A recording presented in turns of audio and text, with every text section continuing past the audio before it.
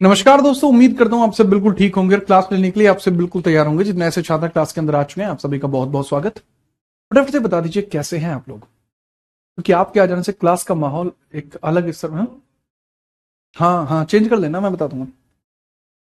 तो जितने बच्चे क्लास के अंदर आए हैं, बहुत बढ़िया तरीके से, मुझे बहुत अच्छा लगा। ये सभी आप जानते हैं कि पीछे मैं 2-3 दिन से क्लास नहीं ले पा रहा था। इसके पीछे का कारण था कि कुछ समस्याएं थी, समाधान पूर्णतः नहीं हुआ है, चल रहा है, धीरे धीरे वो भी पूर्णतः हो जाएगा। लेकिन आपका यहाँ पर इस प्रकार से अभिवादन देखना, ये चीज मुझे बहुत अच्छी लगती है, जिस कारण से मैं यहाँ पर उपस्थित हुआ हूँ। बहुत अच्छा लगा आप सभी को यहाँ देखकर। क्लास के अंदर उपस्थित बच्चों का अगर मैं नाम लेना चाहूँ, मोहम्मद रफीक, तान्या, प्रतिमा, दीशु, काजल, अनुराग ठाकुर, हीना, पल्लवी और सौम्या, स्वर्गीय, रितिका, दीशु, कोमल, अक्षिता, आकांक्ष, दीपक, शुभम, आधार, दीशु, तान्या। अब मैं नहीं पढ़ पा रहा हूँ नाम, मतलब चीता बना दिया हो आपने नामों के, रेल बना दी भाई। सब अट्टे मारो सर। अरे अच्छा भाई, सब अट्टे भी मार देंगे। हाँ, इट विल बी ओके, या इट विल बी ओके। चल रही है चीजें, सभी ठीक होगा। ठीक है, अच्छा लगा आपको यहाँ देखकर। दूसरा, मैं बस आपको ये बताना चाह रहा था कि जीवन में वैलेंटाइन जैसी चीजें जो होती हैं, उसके अलावा भी बहुत कुछ है। पढ़ना, पढ़िए। स्टार्ट करते हैं। आधुनिक इतिहास जो है मेरे द्वारा, तो ये बन जाता है बहुत खास। ठीक है, चलिए तो आगे बढ़ते। एक बच्चा कह रहा है hello sir, GOAT। Thank you, आप मुझे गोट बना दे रहे हो। थैंक यू भाई, थैंक यू।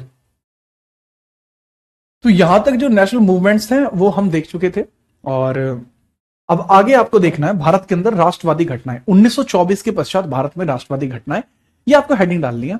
भारतीय राष्ट्रीय आंदोलन हेडिंग डालनी है।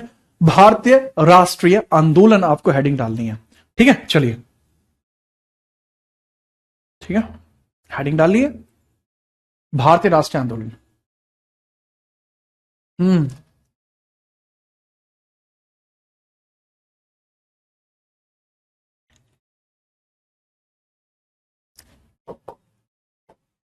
अब 1924 के पश्चात जितने भी भारतीय राष्ट्रीय आंदोलन हैं, उनको हम पढ़ रहे हैं, वो दो हिस्सों में पढ़े जाते हैं। लेकिन मैं भारतीय राष्ट्रीय आंदोलन को एक ही हिस्से में पढ़ाता हूं, क्योंकि उसी के अंदर मैं सारी की सारी चीजें जो है वो मर्जअप कर देता हूं।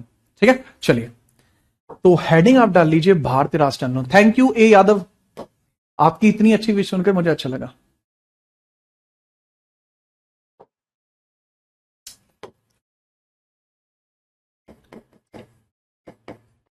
भारतीय राष्ट्रीय आंदोलन,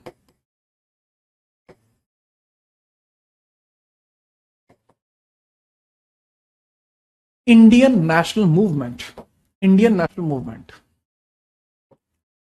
Indian national movement,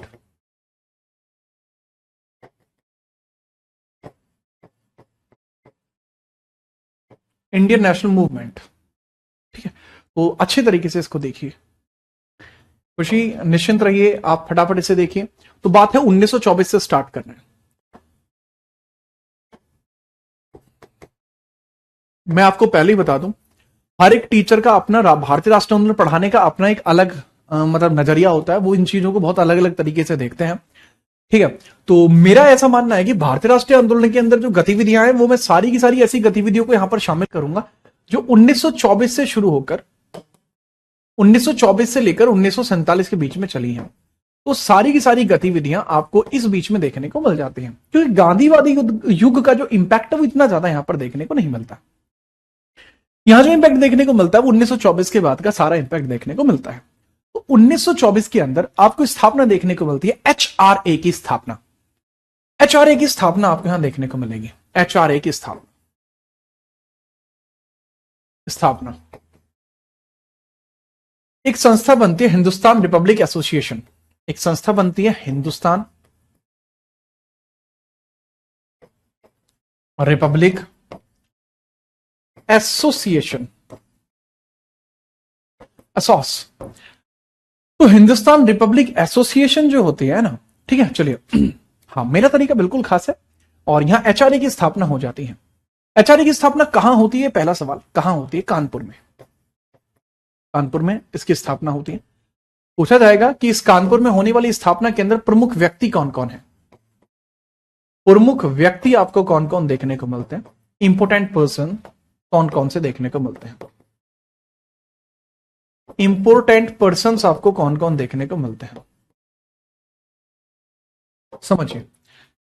now we going to define the important persons. Important persons के बारे में हम यहां पर डिफाइन कर देते हैं कि कौन कौन इंपोर्टेंट पर्सन आपको देखने को मिलते हैं। देखिए, चंद्रशेखर आजाद, राजेंद्र लाहाड़ी, रोशन सिंह, अशफाक उल्ला खान, तो ये मेजर व्यक्ति हैं। कौन कौन है? राजेंद्र लाहाड़ी, सबसे पहले चंद्रशेखर आजाद, चंद्रशेखर आजाद। दूसरा राजेंद्र लाहाड़ी, राजेंद्र लाहाड़ी। तीसरा रोशन सिंह। चौथा अशफाक उल्ला खान, अशफाक उल्ला खान, अशफाक उल्ला खान काफी फेमस नाम है, अशफाक उल्ला खान फेमस नाम है। और राम प्रसाद बिस्मिल, राम प्रसाद बिस्मिल भी आपको देखने को मिलेंगे। सचिंद्र सान्याल, राम प्रसाद बिस्मिल, सचिंद्र सान्याल, सान्याल, राम प्रसाद बिस्मिल, राम प्रसाद बिस्मिल। तो ये इंपोर्टेंट पर्सन्स आपको यहां देखने, अरे आराम से आराम से, ठीक है। तो ये इंपोर्टेंट पर्सन्स आपको यहां देखने को मिल जाते हैं, ठीक है। चलिए अब इसी के बारे में समझिए कि काफी ज्यादा फेमस नामों में जैसे राजेंद्र, ये चंद्रशेखर प्रसाद हैं, तो ये दिस इज मेन पर्सन जो हेड कर रहे हैं। तो इसमें अध्यक्षता जो निभा रहे हैं वो अध्यक्षता निभा रहे हैं चंद्रशेखर आजाद। ये जब गठन होता है तो इसके पीछे का ऑब्जेक्टिव होना चाहिए। एचआरए की स्थापना के पीछे का उद्देश्य क्या था? एचआरए की स्थापना के पीछे उद्देश्य अर्थात ऑब्जेक्टिव आपको क्या देखने को मिला है? ऑब्जेक्टिव,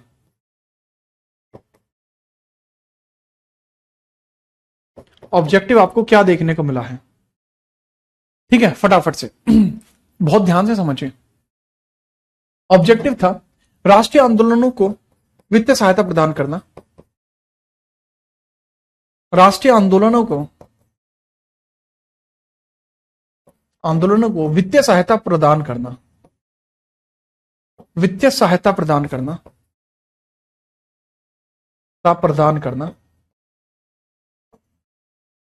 वित्तीय सहायता प्रदान करना। कहने की बात है financial aid, financial aid to national movements,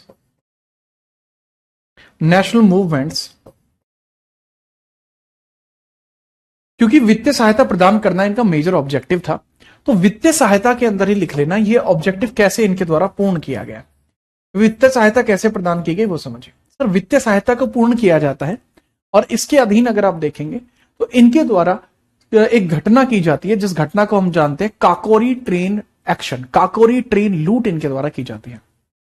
Kakori train लूट, काकोरी ट्रेन, ठीक है, काकोरी ट्रेन। अब इसको कहा जाता है एक्शन। ये एक ऐसा स्थान है जो लखनऊ के पास है। चल मैं थोड़ा नॉर्मल हूं, आप बताइए कैसे हैं? ठीक है, आप बताइए कैसे हैं? सब नॉर्मल, ठीक है। चलिए समझिए, काकोरी ट्रेन एक्शन आपको यहां देखने को मिल जाता है। काकोरी ट्रेन एक्शन,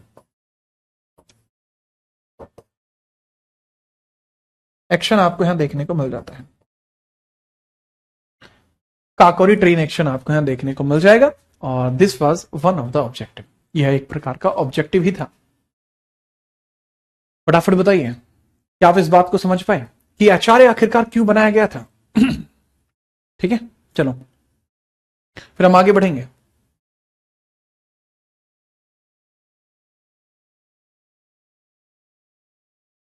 बताइए, देखते हैं काकोरी ट्रेन एक्शन किस प्रकार से हो पाता है।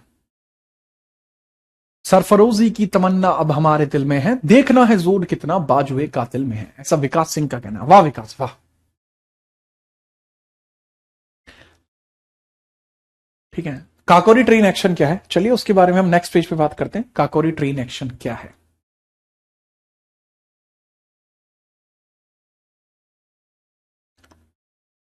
सर, मणिपुर में राष्ट्रपति शासन लागू क्यों हुआ है? क्योंकि वहां का जो शासन है वो संवैधानिक नहीं बचा, इसलिए वहां के गवर्नर के कहने पर ऐसा किया गया। आर्टिकल 356, खास ग्रुप के बंदे हैं हम, बहुत बढ़िया। ठीक है, नहीं नहीं, ऐसा नहीं है, मैं बिल्कुल नॉर्मल हूं। चलें। अच्छा, इस चीज को आप ऐसे भी समझ सकते हो जैसे मैंने बताया, 1924 कानपुर के अंदर स्टैब्लिशमेंट होती है हिंदुस्तान रिपब्लिक एसोसिएशन की, राष्ट्रीय आंदोलन का हिस्सा है। इसके इंपॉर्टेंट पर्सन ये है, ये कम लिखे हुए हैं, मैंने आपको ज्यादा लिखवा दिया। ठीक है, अच्छा। इसके बाद काकोरी ट्रेन एक्शन की बात करते हैं, क्या होता है। एक ट्रेन है जो लखनऊ के पास काकोरी से जा रही थी और उसके अंदर ब्रिटिश साम्राज्य का थोड़ा सा कह सकते हैं अब धन वगैरह संचय था। तो बात है 1925 की, 1925 9 अगस्त की। तो 9 अगस्त 1925 की बात है। एक ट्रेन जो है काकोरी से निकल रही थी। एक ट्रेन कहां से निकल रही थी? काकोरी से निकल रही थी। एक ट्रेन काकोरी से निकल रही थी। एक ट्रेन काकोरी से निकल रही थी, निकल रही थी। एक ट्रेन कहां से निकल रही थी? काकोरी से निकल रही थी। अब काकोरी मैंने आपको बता दिया, काकोरी आपको लखनऊ के पास देखने को मिलता है। काकोरी, काकोरी आपको देखने को मिलता है लखनऊ के पास। ठीक है, लखनऊ के पास आपको काकोरी देखने को मिलता है। काकोरी आपको देखने को मिलता है लखनऊ के पास। ठीक है, याद रखिएगा। बहुत बेहतरीन ढंग से आप ये भी समझिए कि जैसे ये ट्रेन यहां से निकल रही है, जैसे ये काकोरी ट्रेन यहां से निकल रही है, तगड़े तरीके से आप ये भी समझिएगा, 1925 की बात है ये। ठीक है, इस ट्रेन में अंग्रेजी धन था। इसमें ब्रिटिश सल्तनत का वित्तीय, ब्रिटिश सरकार का धन था, ब्रिटिश सरकार का धन था, ब्रिटिश सरकार का धन था। तो इसके अंदर क्या था? ब्रिटिश गवर्नमेंट मनी थी इसके अंदर। ब्रिटिश गवर्नमेंट मनी आपको इसके अंदर देखने को मिल जाएगी। तो जो ब्रिटिश गवर्नमेंट की मनी थी, पैसे थे, वो इसके अंतर्गत आपको देखने को मिल जाएंगे। ठीक है जी हाँ। तो इसको एचआरए के द्वारा लूट लिया जाता है। इसको एचआरए के द्वारा लूट लिया गया। एचआरए द्वारा लूट लिया गया, लूटा गया, लूटेड बाय एचआरए। एचआरए जो अभी संघ बना था ना, एचआरए संघ ने इसको लूट लिया। एचआरए संघ ने इसको लूटा, इसको लूटा। एचआरए संघ looted this, HRA looted this. लूट में कितने रुपए लूटे गए थे? 8,000 रुपए। कितने रुपए लूटे गए थे? 8,000 रुपए, 8,000 मनी। 8,000 रुपए लूटे गए। रीजन क्या था? हथियार खरीदने के लिए, to buy weapons. Weapons, weapons को बाय करने के लिए ऐसा किया गया था, हथियार खरीदने के लिए, हथियार खरीदने के लिए, खरीदने के लिए ऐसा किया गया। हथियार खरीदने के लिए ऐसा किया गया था, हथियार खरीदने के लिए ऐसा किया गया था। इसके पश्चात इसमें 12 लोगों का अरेस्ट हुआ। बस 8,000? हाँ भाई 8,000 बहुत बड़ी राशि हुआ करती थी उस समय। और अगर हम बात करें इसके अंतर्गत 17 लोगों को गिरफ्तार किया गया, जिसमें से 4 लोगों को फांसी दे दी गई। 17 लोगों को गिरफ्तार किया गया और 4 लोगों को फांसी दे दी गई। 17 were arrested, 4 were given capital punishment. 17 लोग अरेस्ट होते हैं, 17 peoples were arrested, 17 peoples were arrested. 17 लोग यहां होते हैं अरेस्ट, यानी गिरफ्तार हुए। 17 लोग यहां पर गिरफ्तार हो जाते हैं। और जैसे 17 लोग गिरफ्तार हुए, 4 लोगों का कैपिटल पनिशमेंट, 4 पीपल्स, इन्हीं में से 4 peoples got capital punishment. Capital punishment का मतलब होता मृत्युदंड। कौन कौन है? और राजेंद्र लाहड़ी, और राजेंद्र लाहड़ी, और रोशन सिंह।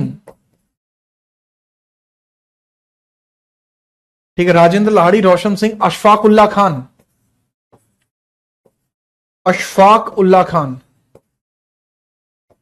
अशफाक उल्ला।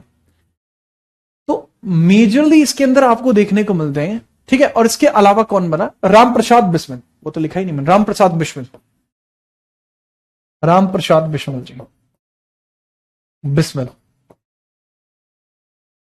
बड़ी बात यह है कि अशफाक उल्ला जो थे वो ऐसे पहले व्यक्ति हैं जो मुस्लिम हैं, ठीक है, जो पहले व्यक्ति हैं मुस्लिम हैं जिनको यहां पर मृत्यु दंड दिया गया है। क्रूसीफाइड नहीं लिखते, मृत्युदंड के लिए क्रूसीफाइड टर्म यूज नहीं होता भाई, क्रिश्चियन शब्द है क्रूसीफाइड। अब इसमें समझिएगा जो अशफाक उल्ला खान है, फर्स्ट मुस्लिम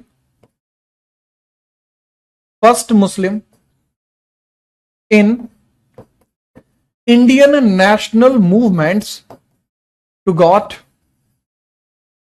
कैपिटल पनिशमेंट। मृत्युदंड पाने वाले भारतीय राष्ट्रीय आंदोलन के पहले मुस्लिम ये आपको देखने को मिलते हैं, ठीक है, याद रखना। ये मेरे ख्याल से आपको कोई इशू नहीं होगी, इसमें 4 पर्सन्स के नाम मैंने यहां पर बताए हैं और चारों पर्सन्स के नाम आप याद रख पाएंगे। 17 लोगों को अरेस्ट किया गया था। क्या चंद्रशेखर आजाद इसमें अरेस्ट हुए? नहीं, चंद्रशेखर आजाद इसमें कभी अरेस्ट नहीं हो पाए, ठीक है। काइंडली इसको नोट करिए, फिर हम आगे बढ़ते हैं तगड़े तरीके से।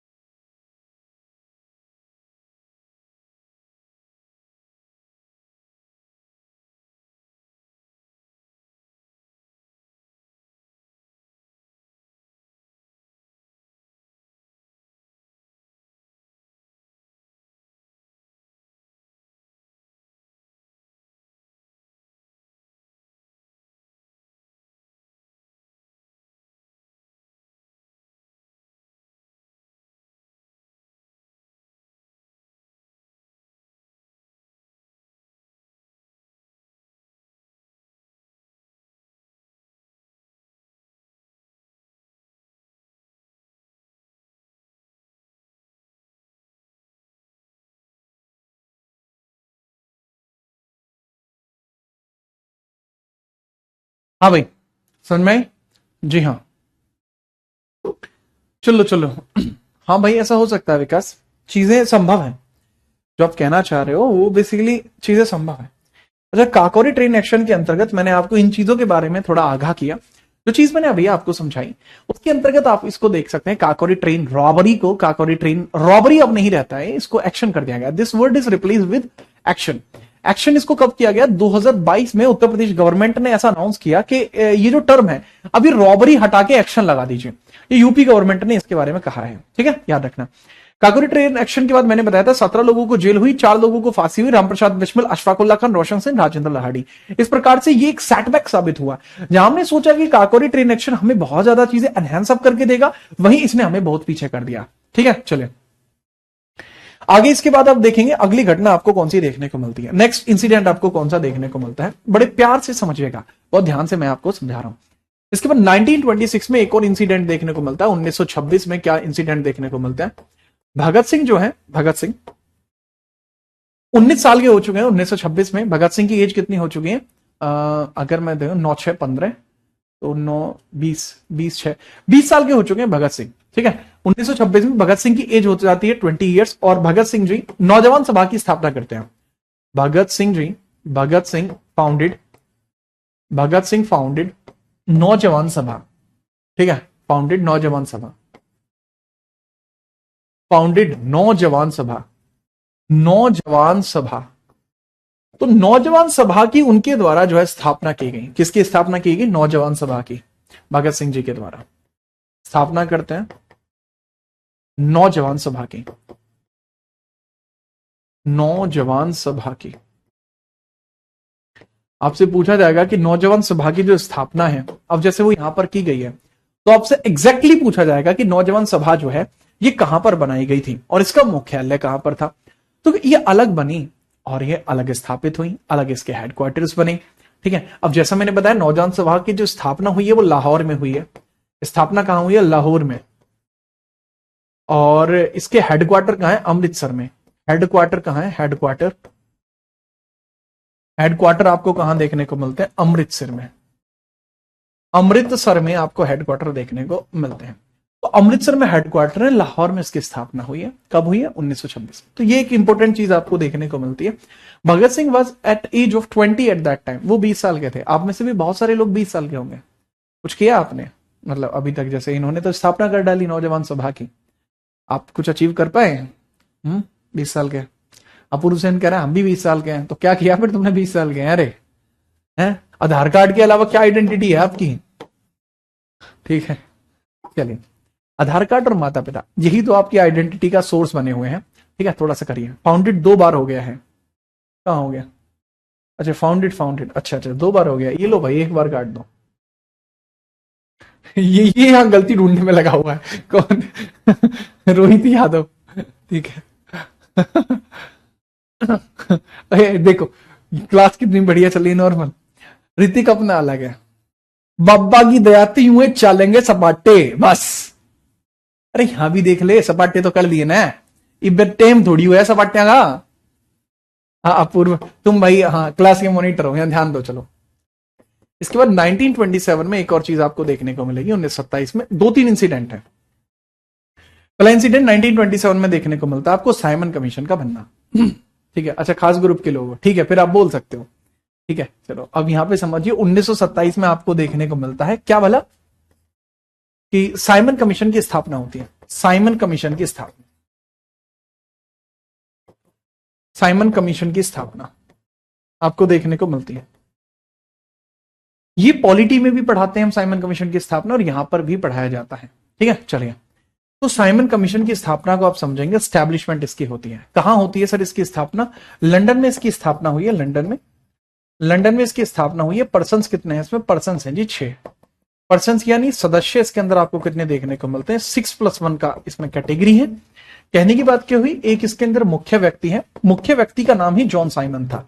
तो जो इसका अध्यक्ष आपको देखने को मिलता है उसी का नाम था जॉन साइमन। उसी का नाम था जॉन साइमन। और उसी जॉन साइमन की वजह से इसका नाम साइमन कमीशन जो है वो रखा गया। वो जो एक व्यक्ति है ना, उसी की वजह से इसका नाम आपको देखने को मिल जाएगा जॉन साइमन। ठीक है। नेक्स्ट पॉइंट आप समझिए। नेक्स्ट पॉइंट आप समझिए, साइमन कमीशन को बनाने का ऑब्जेक्टिव क्या था? ताकि भारत के अंदर जो 1919 का अधिनियम आया था, तो उस चीज की चेक ऑन किया जा सके, उसका री इवेल्युएशन किया जा सके कि वो सही था या नहीं था। प्लस भारत के लिए आगे आने वाले जो प्रशासनिक सुधार हैं वो इसके आधार पर किए जा सके। तो इसका ऑब्जेक्टिव क्या था? इसका ऑब्जेक्टिव था भारत के लिए प्रशासनिक सुधार, के लिए प्रशासनिक सुधार, भारत के लिए प्रशासनिक सुधार किए जाने थे। ठीक है, भारत के लिए क्या किए जाने थे? प्रशासनिक सुधार, administrative reforms, administrative reforms, reforms. और दूसरी चीज क्या थी जी? दूसरी चीज थी ये 1919 अधिनियम को चेक ऑन करना था। दूसरा पॉइंट था कि 1919 का जो एक्ट क्रिएट हुआ है वो ठीक है नहीं। 1919 का जो एक्ट है उसका मूल्यांकन करना था। मूल्यांकन, मूल्यांकन का मतलब है उसको रिवैल्यूएट करना था, री इवेलुएट करना था। उसको करना था री इवेलुएट। क्या करना था? उसको री इवेलुएट करना था। ठीक है, याद रखिएगा। चलो भाई, अब बात यह है कि Indians were not happy. Simon commission की स्थापना से भारतीय खुश नहीं थे। क्यों? क्योंकि इसके अंदर सबके सब ब्रिटिशर्स थे। ठीक है, चलिए, तो सीधे तौर पर आप यह लिखिएगा, साइमन कमीशन, इसकी स्थापना से Indians were not happy. Indians were not happy. Indians were not happy, were not happy. भारतीय खुश नहीं थे। भारतीय खुश नहीं थे। भारतीय खुश नहीं थे।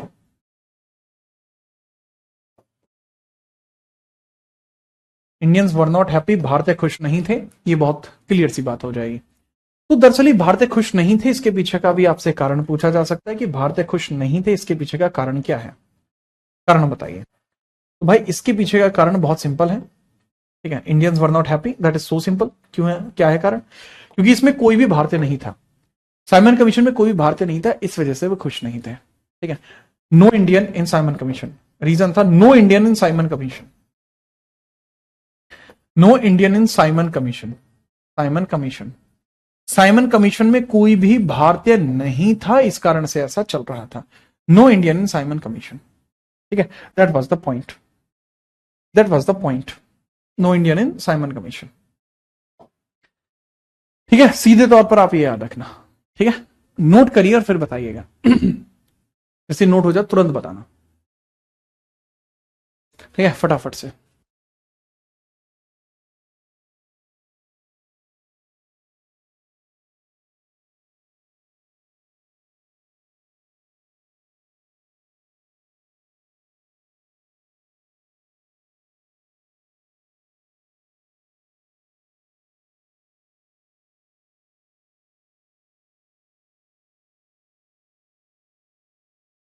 लीजिए जी, रुझान आने शुरू हो चुके हैं। सांध्या निषाद का कहना है, सर हमने 20 की उम्र में अपने गांव में एक सड़क निकलवाई है।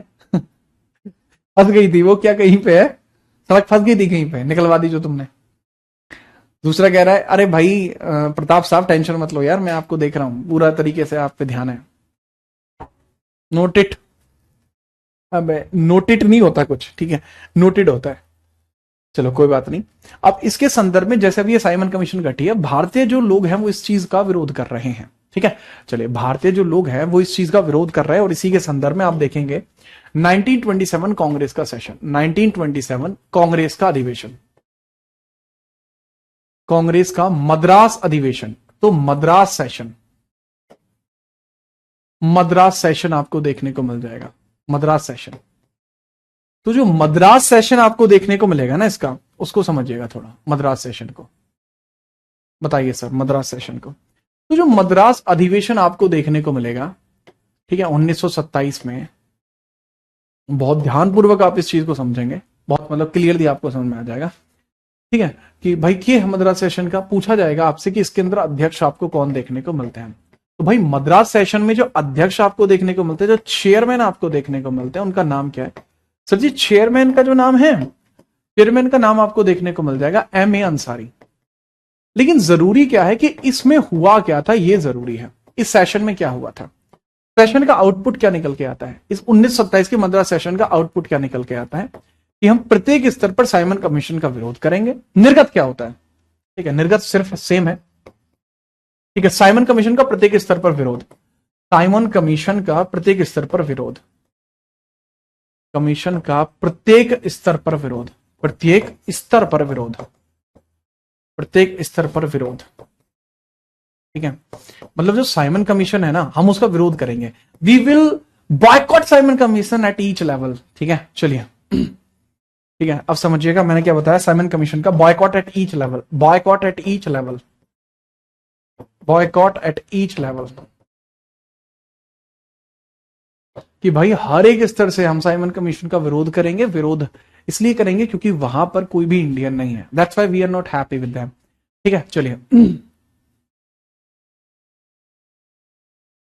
ठीक है, अच्छा, साइमन कमीशन का बॉयकॉट करना, और इसी में से, निर्गत में से आपको एक टॉपिक देखने को मिलेगा, गो बैक साइमन के नारे। तो जो गो बैक साइमन के नारे थे वो भी आपको यहीं से देखने को मिले, Simon go back, Simon Bharat छोड़ो, वो भी आपको यहीं से देखने को मिले थे, साइमन भारत छोड़ो, भारत छोड़ो,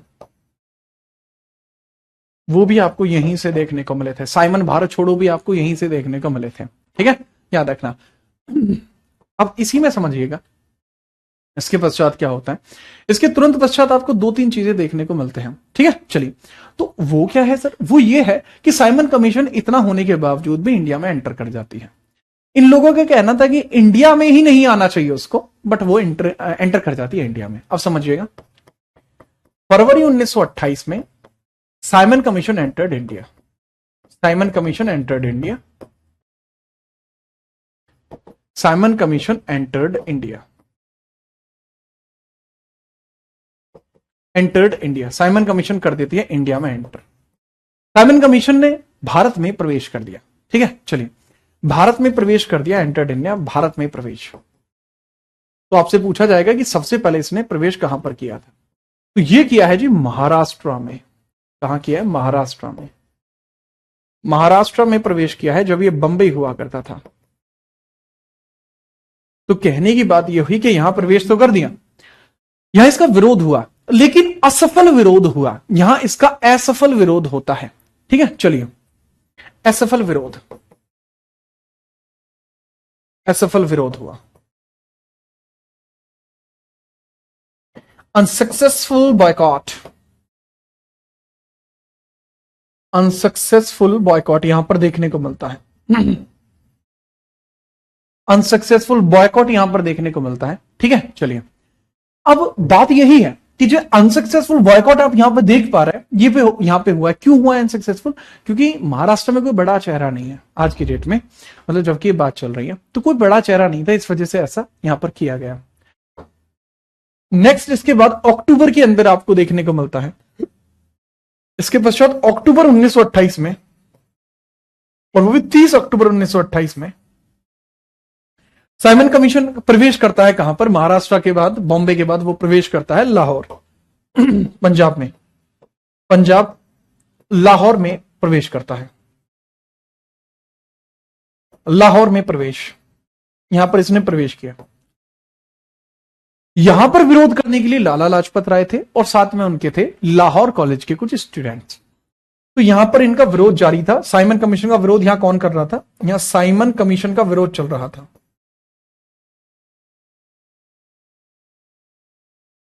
यहां साइमन कमीशन का विरोध चल रहा था, और ये विरोध कर कौन रहा था ये बताइए? There was the boycott for the Simon Commission and the boycott was headed by, या साइमन कमीशन का चल रहा था विरोध, और विरोध कर कौन रहा था वो बताइए? साइमन कमीशन का विरोध चल रहा था, और विरोध किया किसके द्वारा जा रहा था? नाम देखिए, साइमन कमीशन का विरोध होता है, और विरोध करने की जो यहां पर जिम्मेदारी संभाल रहे थे, दैट वाज लाला लाजपत राय। वो थे लाला लाजपत राय।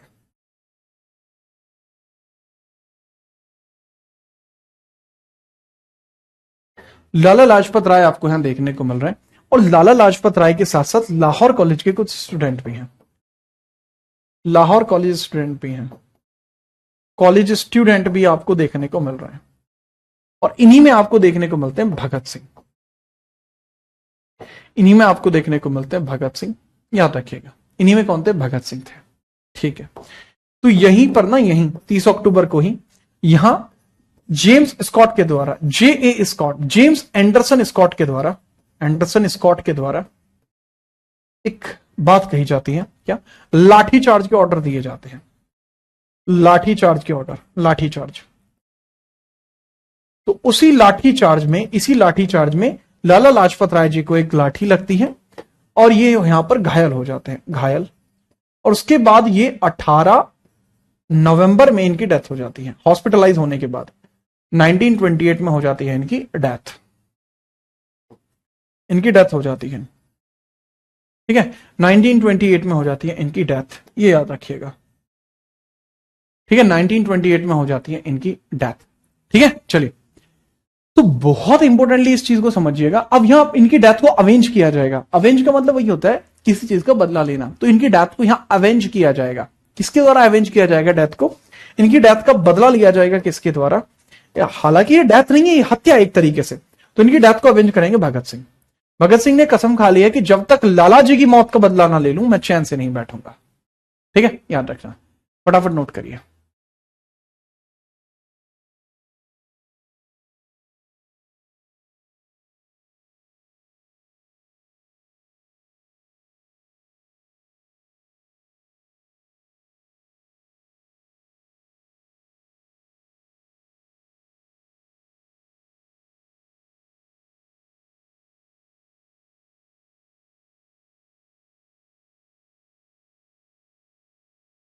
अभी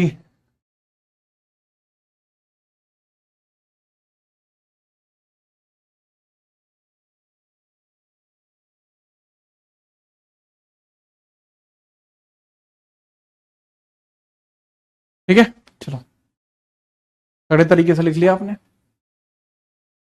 बड़े। डेथ डेथ भाई 17 नहीं, एक्चुअली 18 नहीं, 17 नवंबर आप लिख लेंगे डेथ में। डेथ जो हुई है वो एक मतलब एक दिन बाद मैंने करा रहा हूं यहाँ पे, एक दिन पहले डेथ हुई है, पकड़ के 17 नवंबर लिख लीजिए। कुछ किताबों में त्रुटियां कई बार हो जाती हैं। हाँ बिल्कुल अपूर्वा, बिल्कुल ऐसा ही था। अगर ये नोट कर चुके हो तो फिर मुझे बताएं। अच्छा ऋतिक, तो आप जो वर्तमान में एक गाना गुनगुना रहे हैं, नजरा के तीर चलागी है, तो ये गाना है उसका, क्या नाम है इसका, जिसका वो गाना है फॉर्चूनर है जिसका गाना, वो है जो काम बने है एक बोल पे विक्रम कह दियो नाम टोल पे, तो विक्रम सर का क्या गाना है वो, मुझे याद आ गया। ठीक है। लाठीचार्ज किसने करवाया था? That was James Anderson Scott. एक किताब है जो बड़ी फेमस सी किताब है, ब्लू बुक बोलते हैं जिसे, उसमें गलत लिखा हुआ है नाम, वो जेपी सैंडर्स लिखते हैं जो पूरी तरीके से गलत है। जो एग्जैक्ट नाम है that is James Anderson Scott. तो गलत नामों को मत पढ़िए, सही नामों को पढ़िए, ठीक है, इसीलिए नोटेड। चलिए ठीक है, चलिए। एक बच्चा कह रहा है कि कोई इलाहाबाद का रहने वाला एक व्यक्ति है, उसके बारे में आपका क्या कहना चाहोगे? कहना ही नहीं चाहूंगा, वो इस काबिल ही नहीं कि मैं कुछ कह पाऊं। या समझिए, एक उसके रिएक्शन एक्शन सब कुछ ही बेकार है भाई। इधर देखो अब तुम, अब यहां से दो तरीके से जो धाराएं हैं वो दो तरफ बढ़ जाती हैं, एक पॉलिटिकल और एक होता है इसके अंदर एवेंज यानी बदला लेने के लिए धारणाएं। दो प्रकार की धारणाएं आपको यहां स्थगित देखने को मिल जाती हैं। चलिए, वो दोनों ही प्रकार की धारणाओं को मैं आपको स्पष्ट करता हूं। एक यहां पर आपको देखने को मिलता है क्रांतिकारी प्रभाव, रेवोल्यूशनरी इंपैक्ट। इसका क्रांतिकारी प्रभाव, रेवोल्यूशनरी इंपैक्ट, एक रेवोल्यूशनरी इंपैक्ट देखने को मिलता है इस घटना का, इंपैक्ट, ठीक है। इसको बोलते हैं क्रांतिकारी प्रभाव, क्रांतिकारी प्रभाव, ठीक है। और एक आपको यहां देखने को मिलता है भाई, क्या एक आपको यहां देखने को मिलेगा, क्या भला? पॉलिटिकल इंपैक्ट, पॉलिटिकल इंपैक्ट और राजनीतिक प्रभाव, प्रभाव। तो दोनों तरीके से इसको हम समझेंगे, दोनों तरीके से इसको हम समझेंगे, ठीक है। चलिए,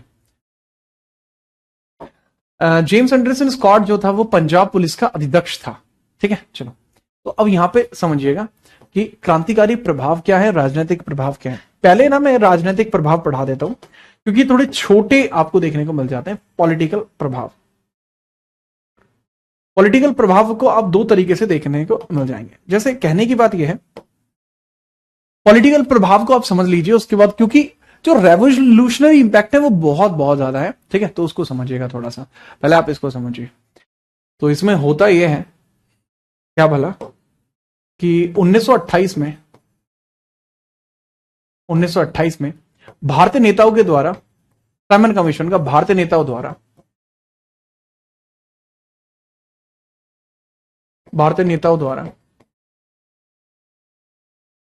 प्रत्यक्ष विरोध किया गया, प्रत्यक्ष विरोध किया, डायरेक्ट बॉयकॉट किया गया, प्रत्यक्ष विरोध साइमन कमीशन का, साइमन कमीशन का डायरेक्ट यहां पे बॉयकॉट कर रहे हैं, वो डायरेक्टली बॉयकॉट कर रहे हैं। अब तक वो डायरेक्ट बॉयकॉट नहीं कर रहे थे, ठीक है, अब तक वो कह रहे थे कि यार नहीं आनी चाहिए, नहीं आनी चाहिए, डायरेक्ट बॉयकॉट नहीं था। अब डायरेक्ट बॉयकॉट कर दिया कि भाई ये नहीं होना चाहिए। बड़े फेस कौन है इसके अंदर? जैसे जो मोतीलाल नेहरू हैं वो बड़ा फेस है, क्योंकि लाला लाजपत राय जी को लाठी लगी है, अभी वो हॉस्पिटलाइज है, उनकी वजह से लोगों में एक अग्रेशन है, गुस्सा है। तो उसी गुस्से के चलते भारतीय नेताओं ने इस चीज का प्रत्यक्ष विरोध कर दिया कि भाई बहुत गलत है, ये चीज नहीं होनी चाहिए, ठीक है, कोई बात नहीं। तो इस पर ब्रिकनहेड ने कहा था कि व्हाट यू वांट। तो ब्रिकनहेड इस समय जो भारत राज्य सचिव थे, भारत राज्य सचिव इस समय कौन था? भारत राज्य सचिव दैट वाज ब्रिकनहेड। इस समय जो इंडिया स्टेट सेक्रेटरी था, India state secretary, India state secretary था, उसका नाम था बिर्किनहेड, बिर्किनहेड। तो बर्किनहेड ने कहा था व्हाट यू वांट। बर्किनहेड ने पूछा था भारतीयों की मांग क्या है, कि भारतीयों की मांग क्या है। भारतीयों को पता कुछ है नहीं, बुद्धि है नहीं, ठीक है, हम कर रहे हैं तो वो मान नहीं रहे, ये क्या बात हुई। तो भारतीयों की डिमांड पूछा था, what is demand of India. उसने पूछा था what is demand of India. Demand of India and Indians. तो इसके पक्ष में 1928 में Calcutta session, 1928 Kolkata session. Kolkata session को हेड कौन कर रहे थे? मोतीलाल नेहरू। मोतीलाल नेहरू, मोतीलाल नेहरू। और मोतीलाल नेहरू ने यहां पर क्या किया? मोतीलाल ने यहां पर क्या किया?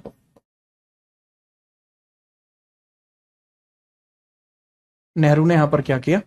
मोतीलाल नेहरू ने बड़े ही प्यार से यहां पर एक जो है दस्तावेज पेश किया जिसको कहा जाता है नेहरू रिपोर्ट। मोतीलाल नेहरू ने यहां पर एक दस्तावेज पेश किया जिसको कहा जाता है नेहरू रिपोर्ट। नेहरू रिपोर्ट यहां पर पेश किया जाता है। तो जो नेहरू रिपोर्ट यहां पर पेश की गई है इसको कहा जाता है blue print of constitution. Print of constitution बहुत बड़ा दस्तावेज है, ठीक है, बहुत बड़ा दस्तावेज है ब्लू प्रिंट ऑफ कॉन्स्टिट्यूशन। ठीक है भाई, 2000 पेजेस हैं इसमें, 2000 पेजेस। और इसमें 19 फंडामेंटल राइट भी हैं, 19 फंडामेंटल राइट्स भी हैं। तो ब्रिटिशर्स ने इसको रख लिया अपने पास कि हाँ ठीक है, हम देख लेंगे इस पर हम क्या कर सकते हैं। इस बात पर जिन्ना ने कहा था कि जिन्ना ने कहा कि भाई नेहरू रिपोर्ट जो है ना ये कोई डॉक्यूमेंटेशन नहीं है। नेहरू रिपोर्ट अगर देखा जाए तो एक तरीके से हिंदू संविधान है, तो मैं भी अपनी एक रिपोर्ट अलग से बनाना चाहूंगा। ये किसने कहा? जिन्ना ने। तो दरअसल मैं इसी पेज को हल्का सा छोटा कर रहा हूं ताकि मैं इस पर थोड़ी थोड़ी चीजें और लिखवा सकूं। या आप ये बता दीजिए, इतना दिखाई दे रहा है? दिखाई दे रहा है? हाँ, पंडित नेहरू इन्हीं के बेटे थे। हाँ जी, अगर इतना दिखाई दे रहा है तो समझ लीजिए इससे नीचे वाले हिस्से में सारी चीजें आ जाएंगी। ठीक है, दिखाई दे रहा है ना ये? बहुत बढ़िया। तो अब 1929 में जिन्ना ने कहा कि नेहरू रिपोर्ट तो क्या है? एक हिंदू संविधान है। 1929 में जिन्ना ने कहा कि नेहरू रिपोर्ट, जिन्ना ने कौन कह रहा है? जिन्ना,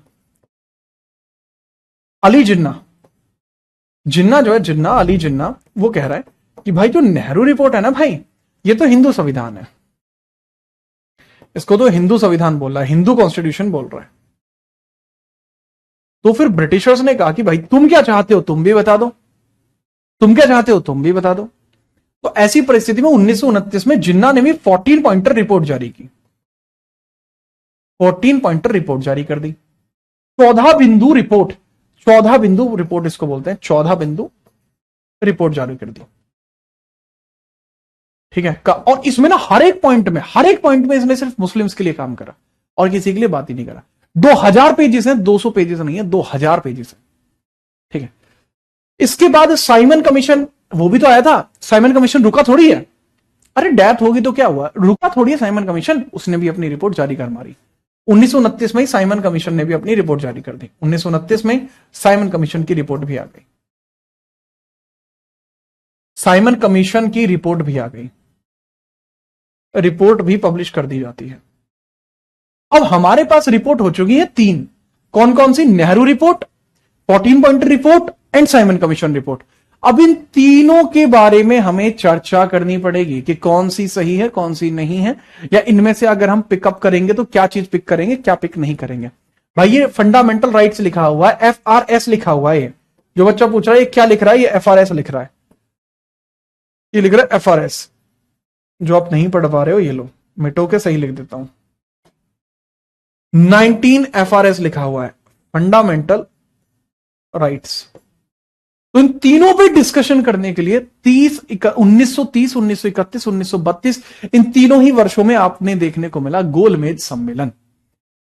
इन तीनों पर ही डिस्कशन करने के लिए गोलमेज सम्मेलन हुआ है। गोलमेज सम्मेलन हम आगे पढ़ेंगे, उसका एक अलग टॉपिक, एकदम कंप्लीटली अलग टॉपिक आपको देखने को मिलता है। ठीक है, याद रखिएगा। लेकिन हम इसके क्रांतिकारी प्रभावों को समझते हैं। ये तो इसके पॉलिटिकल इंपैक्ट हो गए। अब हम इसके क्रांतिकारी प्रभाव समझते हैं। जैसे ही भगत सिंह को पता लगा कि भाई लाला जी की डेथ हो चुकी है, बदला तो लेना पड़ेगा, तो यहां पर क्रांतिकारी प्रभावों में 1928 में एक समिति का गठन किया गया। दिसंबर 1928 में HSRA की स्थापना की जाती है। HSRA की स्थापना की जाती है, Hindustan socialist republic association. Hindustan socialist और republic association. Republic association, association की स्थापना की जाती है। HSRA, Hindustan socialistic republic association की स्थापना की जाती है। ठीक है, समझिए। तो पूछा जाता है कि ये किसके द्वारा की गई, इसके अंदर मेन पर्सन कौन है, मेन व्यक्ति कौन है? भगत सिंह, भगत सिंह मेन है। चंद्रशेखर, चंद्रशेखर,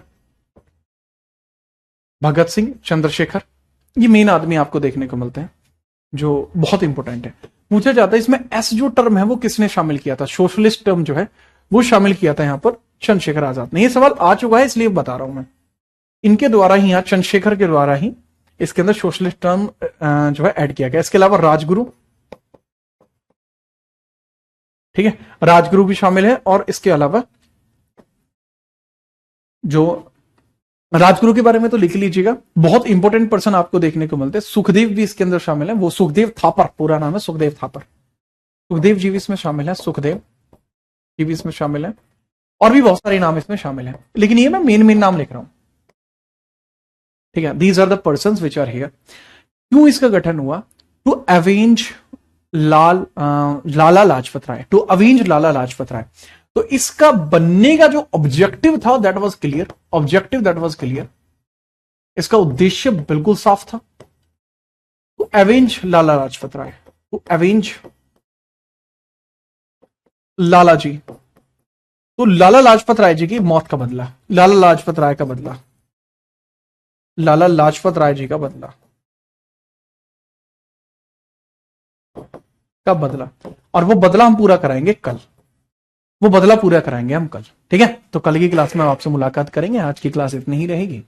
कैसी रही आज की क्लास बताओ जरा।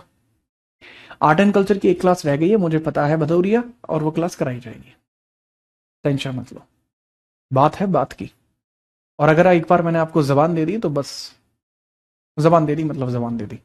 रघुकुल रीत सदा चली आई, प्राण जाए पर वचन न जाए। जी हाँ, thank you Shaurya Pratap Singh, thank you thank you. कोई और डाउट है तो बता दीजिए। अवेंज और रिवेंज, रिवेंज, अवेंज और रिवेंज दोनों का मतलब एक है, बस सेंस का फर्क है उसमें। अवेंज करना, किसी की हत्या करके बदला लेना, अवेंज यूज करेंगे। रिवेंज हम नॉर्मल टर्म्स में भी यूज कर लेते हैं। बढ़िया क्लास थी, बस ठीक है, आप नहीं कहते तो बढ़िया ही थी फिर है। न्यू बैच में इकोनॉमिक्स का पढ़ाओगे, बहुत जल्दी इकोनॉमिक्स भी पढ़ाएंगे, ठीक है, टेंशन मत लो। थैंक यू मिश्रा जी, अब कल मिलते हैं, ध्यान रखो अपना, ठीक है। जय हिंद, वंदे मातरम।